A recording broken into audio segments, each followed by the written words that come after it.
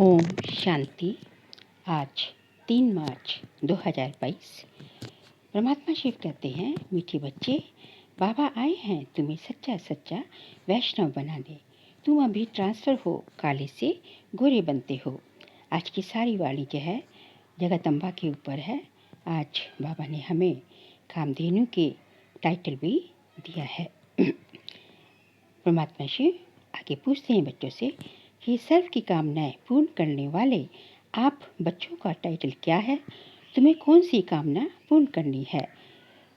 बाबा ने कहा, तुम सर्व की मनोकामनाएं पूर्ण करने वाले जगदम्बा के बच्चे कामधेनु हो। सभी की कामना है हमें मुक्ति, जीवन मुक्ति मिले। तो तुम जगत अम्बा, जगत पिता के बच्चे सबको मुक्ति, जीवन मुक्ति का रास्ता बताते रहो। यही तुम्हारा काम है। आगे जो है बाबा कहते हैं कि मम्मा की महिमा अर्थात जगत अम्बा की महिमा शिव बाबा की पिछाड़ी है। जब परम पिता परमात्मा शिव आते हैं तब आकर जगत अम्बा को रचते हैं। रचने का अर्थ ही है ट्रांसफ़र करना। काले को गोरा बनाते हैं। इस समय जगत अम्बा तो एक ही है, जैसे शिव का चित्र तो एक ही है, फिर उसके भिन्न भिन्न नाम रख भिन्न भिन्न मंदिर बनाते हैं। अनेक प्रकार से महिमा भी करते हैं। परम पिता परमात्मा एक ही है, वैसे जगत अम्बा भी एक ही है। 2 भुजाओं वाली है। 8-10 भुजाओं वाले कोई देवी देवता होते नहीं। प्रजापिता या जगत अम्बा भी 2 भुजाओं वाली है। जगत अम्बा की महिमा जास्ती कलकत्ते में है। वह मशहूर वहाँ है काली कलकत्ते वाली। उनका चित्र बहुत भयानक बनाया जाता है। खप्पर की माला भी पहनाई जाती है। ये सब है भक्ति मार्ग। जगत अम्बा तो बलि ले नहीं सकती, वह तो जगत को रचने वाली ठहरी। वह बलि कैसे ले सकती है, या वह मांसाहारी कैसे हो सकती है?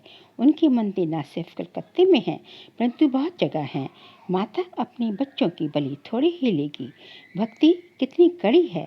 अब उनको कोई बैठ समझाए कि जगदम्बा का ऐसा भयानक रूप नहीं होता, ना वो ऐसी बलि लेती है।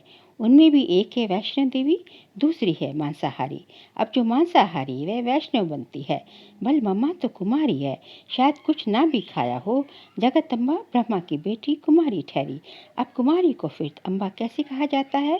ये बहुत समझने की बातें हैं। कलकत्ते में बहुत पूजा होती है, बहुत भयानक शक्ल बनाई जाती है। जगदम्बा की तो ऐसी शक्ल हो न सके। वह तो सबकी मनोकामनाएं पूर्ण करने वाली है, सच्ची सच्ची वैष्णव देवी है। उसके पिछले जन्म में जरूर मांसाहारी रही होगी, फिर वैष्णव या पावन देवी गुण वाली बन रही है। सारी संगम युग की बात है। तो जगदम्बा के मंदिर में जाकर महिमा करनी चाहिए।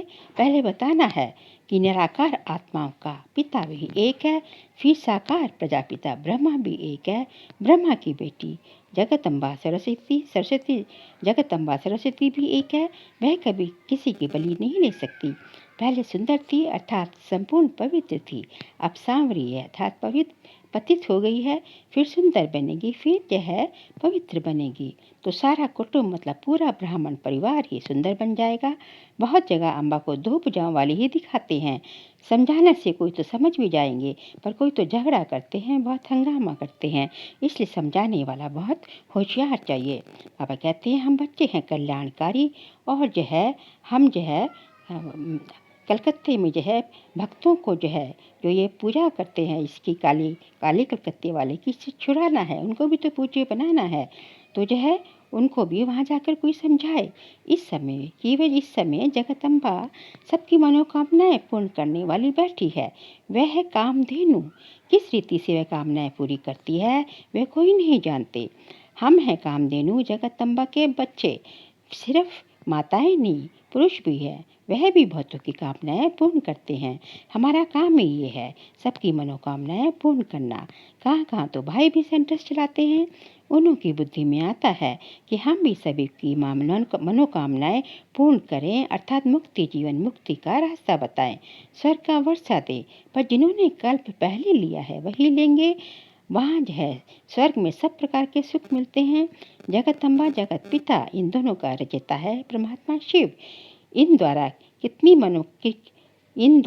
कितनी मनोकामनाएं पूर्ण होती है। कलकत्ते में बहुत पूजा होती है, कोई किसको तो कोई किसको मानने वाला होता है, कोई वैष्णव देवी को मानता है, तो कोई जो है वैष्णव देवी को मानने वाला होगा तो वह जरूर जल्दी से जो है झट राजी हो जाएगा। उनको बोलो कि तुमको राज्य भाग मिला हुआ था इस जगदम्बा से। जगदम्बा को फिर कहाँ से मिला? जगत पिता से। उनको कहाँ से मिला? शिव बाबा से, जो सारी सृष्टि का रचयिता है। हम अच्छी रीति समझा सकते हैं।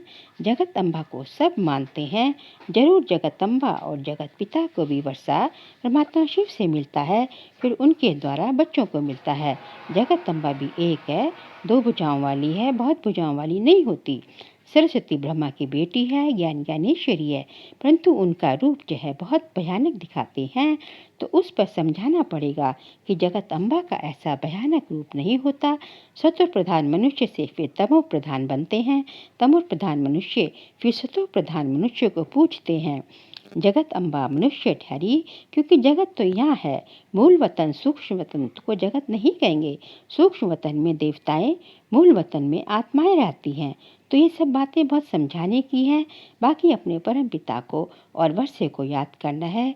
84 जन्मों की कहानियाँ भी भारतवासियों के ऊपर ही हैं। जो देवी देवताओं के पुजारी होंगे वही इन सब बातों को समझेंगे। फिर जो है ऊंच पद पाने के लिए मेहनत भी करनी पड़ती है। कई बच्चे समझते हैं हम तो बाबा के बन गए, बस अब तो जो है ऊंच पद पा ही लेंगे। लेकिन बाबा कहते हैं कि जरूर ऊंच पद पाना है तो पढ़ाई बहुत करनी पड़ेगी, क्योंकि विकर्म भी तो विनाश करने हैं, और जो है विकर्म विनाश करने के लिए तो पढ़ाई करनी ही पड़ेगी। यदि नहीं करोगे तो सजा खानी पड़ेगी, और फिर जाकर नौकर चाकर दास दासियाँ बनेंगे, क्योंकि विकर्मों का बोझा बहुत है। जन्म जन्मांतर दासी दासी बने और पिछाड़ी में पद पाया, तो इससे तो अच्छा है कि प्रजा ही बन जाए, क्योंकि उनको तो धन भी बहुत मिलता है, वह किसी की दास दासियाँ तो नहीं बनते। ये सब समझने की बातें हैं। बाकी जो है मूल बात तो हमारे परम पिता परमात्मा ही समझा रहे हैं कि वैष्णव देवी ही लक्ष्मी बनती है। लक्ष्मी का पूछते हैं, लक्ष्मी का मंदिर बड़ा कि वैष्णव देवी का? तो जो है महिमा किसकी बड़ी है? वह तो है लक्ष्मी, तो जगत अम्बा तो जो है वैष्णव देवी तो है ज्ञान ज्ञानेश्वरी, और लक्ष्मी को ज्ञान ज्ञानेश्वरी नहीं कहेंगे, इसलिए महिमा जो है जगत अम्बा की है। बड़ा मेला भी उनका लगता है। लक्ष्मी को दीपमाला पर बुलाते हैं। ये है आत्माओं का परमात्मा के साथ मेला। इन बातों को कोई मनुष्य नहीं समझते। समझाने वाले बहुत होशियार चाहिए, जो युक्ति से प्यार से काम ले, और जो ठीक समझाए। श्री लक्ष्मी कितनी सुंदर थी।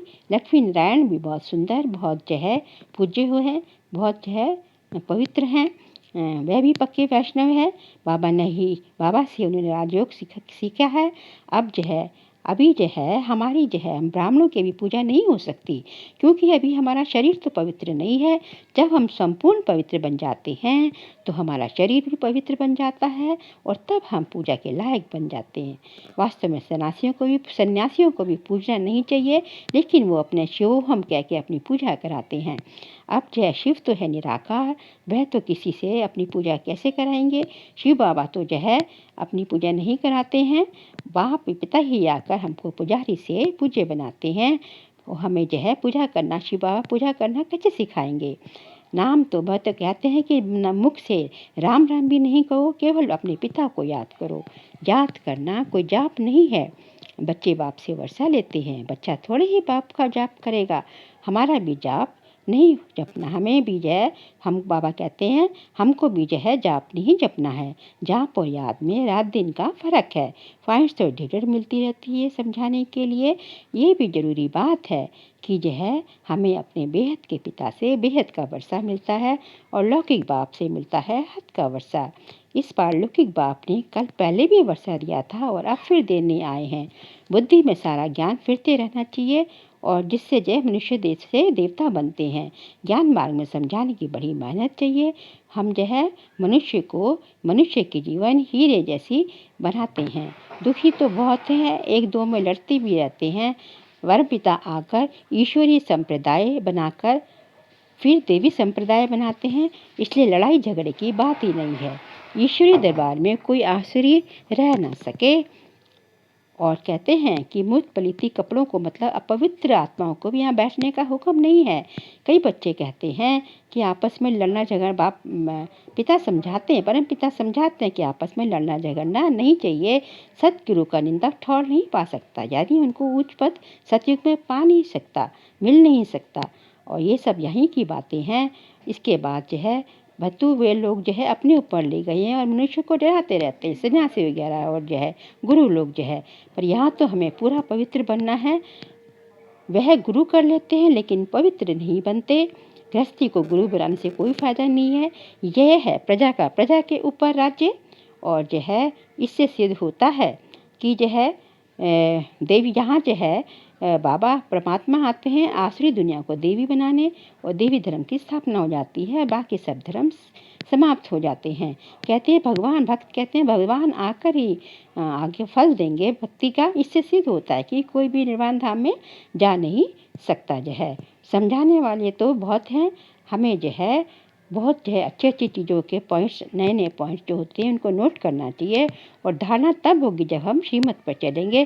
सुबह अमृत वेले उठकर बाबा को याद करना है, फिर पॉइंट से रिपीट करने हैं, और जो औरों को सुनकर तब ऊंच पद सुनाएंगे, तब ऊंच पद पाएंगे। अच्छा मीठे मीठे सिखले दे बच्चों प्रति माता पिता बाप दादा का याद प्यार और गुड मॉर्निंग। रूहानी बाप के रूहानी बच्चों को नमस्ते। हम रूहानी बच्चों की रूहानी बाप दादा को नमस्ते नमस्ते नमस्ते। सारे आज का पूज्य बनने का पूरा पुरुषार्थ करना है। अपनी पूजा नहीं करानी है। आत्मा और शरीर दोनों पवित्र होंगे तभी पूजनीय लायक बनेंगे। होशियारी से समझदार बन कल्याण की भावना रख सेवा करनी है। देवी गुणों वाला सच्चा वैष्णव बनना है। आज का वरदान है परमात्मा प्यार में धरती की आकर्षण से ऊपर उड़ने वाले माया प्रूफ भव। परमात्मा प्यार धरती की आकर्षण से ऊपर उड़ाने का साधन है। जो धनी या देह अभिमान के आकर्षण से ऊपर रहते हैं उन्हें माया अपनी तरफ खींच ही नहीं सकती। कितना भी कोई आकर्षित रूप हो, लेकिन माया की आकर्षण आप उड़ती कला वालों के पास पहुंच ही नहीं सकती।